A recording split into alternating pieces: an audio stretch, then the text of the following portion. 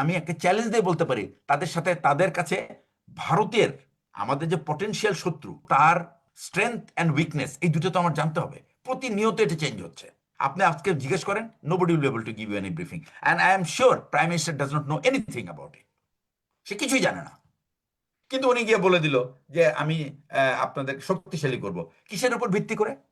কোথায় আমাদের দুর্বলতা আছে? উনি কি জানেন কি দুর্বলতা আছে আমাদের? প্রত্যেকটা প্রধানমন্ত্রী 1991 সালের পর থেকে সশস্ত্র বাহিনী দিবস, এই প্যারেড সেই প্যারেডে গিয়ে বলে সশস্ত্র বাহিনীকে আমরা শক্তিশালী করব। আমার প্রশ্ন জাগে, আমার প্রশ্ন করতে ইচ্ছা করে, আসলে কি প্রধানমন্ত্রীরা কি বোঝে আসলে যে সশস্ত্র বাহিনী শক্তিশালী বলতে কি বোঝায়? হুম। আমি আপনি বলি, আমাদের একটা আমাদের আমাদের পুরো দেশের সশস্ত্র বাহিনী নিয়ে, প্রতিরক্ষা ব্যাপার নিয়ে, নিরাপত্তা নিয়ে পরিকল্পনা এরকম যে আমার ক্ষুধা লাগছে আমি এখন খাবো।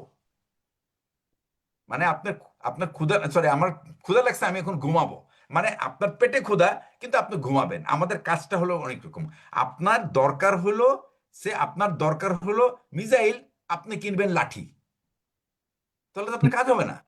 তার মানে কি, আপনার প্রথম কাজ হলো, আর কেন এটা হচ্ছে না আপনি দেখেন, গত 17 বছর ধরে একজন নিরাপত্তা উপদেষ্টা ছিল। সারা বিশ্বের নিরাপত্তা উপদেষ্টা কি করতো আর ইনি কি করছে? সারা বিশ্বের নিরাপত্তা উপদেষ্টারা প্রতিদিন তাদের তাদের নিরাপত্তা অ্যানালাইসিস টিম থাকে। তারা দেশের সার্বভৌমত্বের নিয়ে তারা আলাপ আলোচনা করে, তারা তারা হুমকি পর্যালোচনা করে।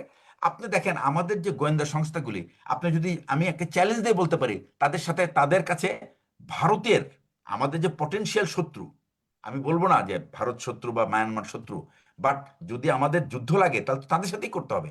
তার মানে কি, আমার তো তার স্ট্রেংথ অ্যান্ড উইকনেস এই দুটো তো আমার জানতে হবে। প্রতিনিয়ত এটা চেঞ্জ হচ্ছে, এভরি উইকলি এটা চেঞ্জ হচ্ছে। আপনি আজকে জিজ্ঞেস করেন, nobody will able to give you any briefing, and I am sure prime minister does not know anything about it. সে কিছুই জানে না, কিন্তু উনি গিয়ে বলে দিল যে আমি আপনাদের শক্তিশালী করব। কিসের উপর ভিত্তি করে? কোথায় আমাদের দুর্বলতা আছে? উনি কি জানেন কি দুর্বলতা আছে আমাদের? কোথায় আমাদের দুর্বলতা, কোথায় আমাদের সবলতা? আপনার আপনি এখন মিসাইল কিনছেন 80 কিলোমিটার, 40 কিলোমিটার রেঞ্জ। ভাই, আপনি যদি এনিমিকে হার্ট করতে চান, লুক এট ইরান। সেই মিসাইল বানাইছে কত, 2000 কিলোমিটার রেঞ্জ। তার মানে আপনার জানতে হবে যে আপনার আপনার বাউন্ডারি, ইন্টারন্যাশনাল বাউন্ডারি থেকে আপনার শত্রুকে হার্ট করতে হলে সেই টার্গেটটা কোনটা, that should be the minimum range. তো আপনি তো এই লজিকে যেতে হবে। তো আপনার লজিক ছাড়া কাজ করে তো লাভ নাই তো। তা জি। আমাদের যে সশস্ত্র বাহিনীর যে সজ্জা, সাজসজ্জা, এগুলি কোনো এগুলি কোনো আপনার পর্যালোচনার উপর ভিত্তি করে তৈরি হয় না। আমি এটার একটা চাক্ষুষ উদাহরণ। কারণ আমি এটা আমি যতটুকু বুঝি আমাদের যেটা সেনাবাহিনীকে আমি শোনেন, শক্তিশালী আমি বলি, করবার। আমি যেটা বলি সেটা হচ্ছে যে আমরা যে যা বলি, যা বুঝি, তা আমরা করি না। উই আমরা করি সামথিং এলস। আরো একটা কারণ আছে সেখানে, এখানে এই সমস্ত কেনাকাটার মধ্যে ব্যবসা আছে।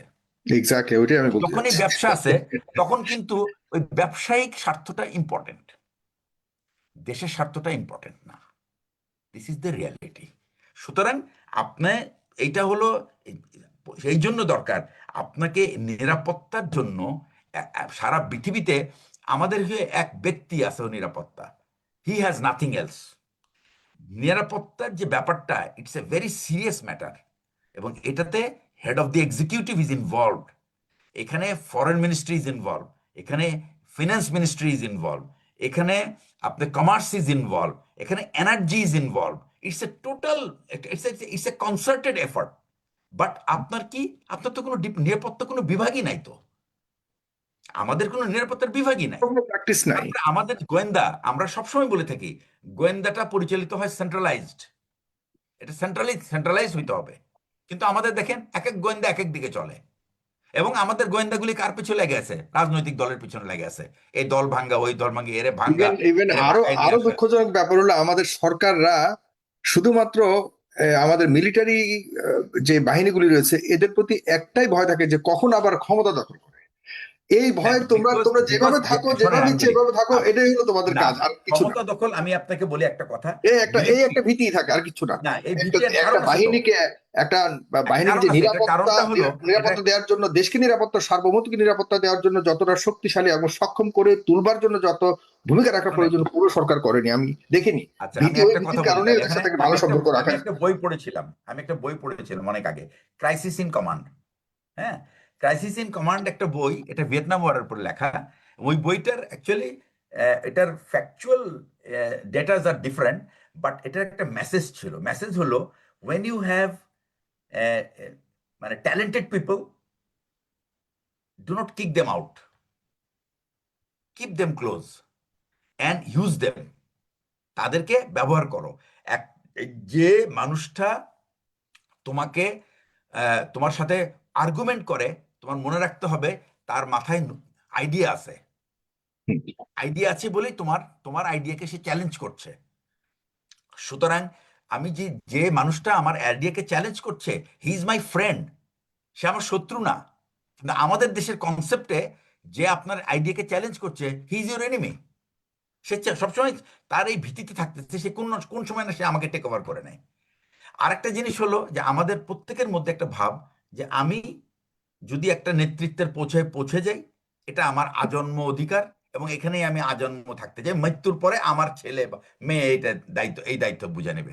আপনি তাকায় দেখেন চারিদিকে, বাংলাদেশের আনফর্চুনেটলি মানে অনেক ট্যালেন্টেড লোক, তারা যেহেতু ওই রাজনৈতিক পরিবারে জন্মগ্রহণ করে নাই, এই জন্য তাদের তারা তাদের সুযোগ নেই। তাদের জি, কোনো আমরা, জীবনে কোনো তার সুযোগই পাবে না।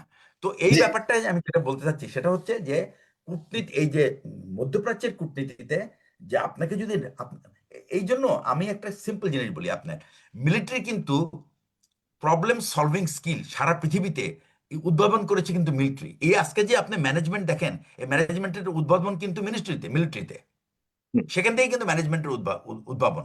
তার মানে কি, মিলিটারি কিন্তু সবসময় এটাকে বলা হয় ক্লিয়ার থিঙ্কিং।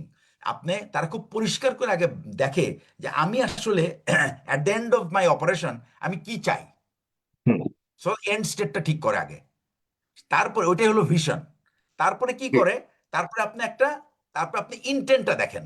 ইন্টেন্টটা কি, ইন্টেন্ট কেন দেয়? ভেতরের ইচ্ছা এটা দেয় এই জন্য মানুষ, যে যখন আপনি ইন্টেন্টটা জানে এটা পার্মানেন্ট, তখন আপনি কি প্রতিটা পদে পদে আপনাকে ডিকটেট করতে হয় না। আপনি যদি জানেন যে আই হ্যাভ টু, আমার একটা এই জিনিসটা আমার, এটা এটাই হলো আমার মানে ইচ্ছা, সেই জি, ইচ্ছাটাকে বাস্তবে পরিণত করার জন্য আপনি যে কোনো পন্থা অবলম্বন করতে পারেন। তো ব্যাপারটা হচ্ছে কি, যে আপনার যদি ইচ্ছা থাকে যে আপনি আপনার দেশকে একটা শক্তিশালী দেশ বানাবেন, আমাদের কাজটা কি? আমাদের কাজ হবে যে আমাদের শক্তিটা এমন হবে যেন আমাদের শত্রু ভয় পায় আমাদেরকে আক্রমণ করতে। That's it. হুম, অর্থাৎ ডেটারেন্স ক্রিয়েট করতে হবে। এই ডেটারেন্সটা কিন্তু শুধু নিউক্লিয়ার পাওয়ার যে থাকলেই ডেটারেন্স হয়, নিউক্লিয়ার পাওয়ার ছাড়া ছাড়া যে ডেটারেন্স করা যায়, ইরান তা কিন্তু প্রতি পদে পদে দেখায় দিচ্ছে। রাইট, কিভাবে? তারা জি, শুধুমাত্র তারা শুধুমাত্র শুধুমাত্র ডিপ লং টার্ম প্রিপারেশন এবং প্রপার প্ল্যানিং, এই দুটা করেই কিন্তু দেখেন, তারা 1979 সাল থেকে ভয়াবহ অর্থনৈতিক চাপের মধ্যে থেকে নিজেদের অস্তিত্বকে তারা টিকিয়ে রাখার জন্য, এবং তারা দুটা পরাশক্তির সাথে যুদ্ধ করতেছে। জি, এটা কিন্তু কম কথা না। রাইট। তো ইরান এটাই শুধুমাত্র হলো এটাই আপনার দেখাচ্ছে না, ইরান থেকে আমরা বর্তমানে আমরা যে কোনো মুহূর্তে যে কোনো আক্রমণের শিকার হতে পারি, আমরা কেন সারা বিশ্বই যে অনিরাপদ সেটিও ইরানের এই বিষয়গুলির দ্বারা আমরা দেখতে পারি। সেখান থেকে আমাদের নিজস্ব অবস্থানকে আমরা আবারও রিথিঙ্ক করে কি করণীয় সামনের সময়ে, এগুলিকে নিয়ে আর সিরিয়াসলি আমাদের সরকারের পক্ষ থেকে আমি মনে করি যে আলোচনা শুরু করা উচিত। প্রিয় দর্শক এবং অতিথিরা, আপনারা সবার প্রতি সম্মান এবং ধন্যবাদ দিয়ে এখানে শেষ করতে যাচ্ছি। কালকে দেখা হবে অন্য কোনো আলোচক নিয়ে। ধন্যবাদ, ভালো থাকবেন। জি, জি, সালাম, শুভরাত্রি।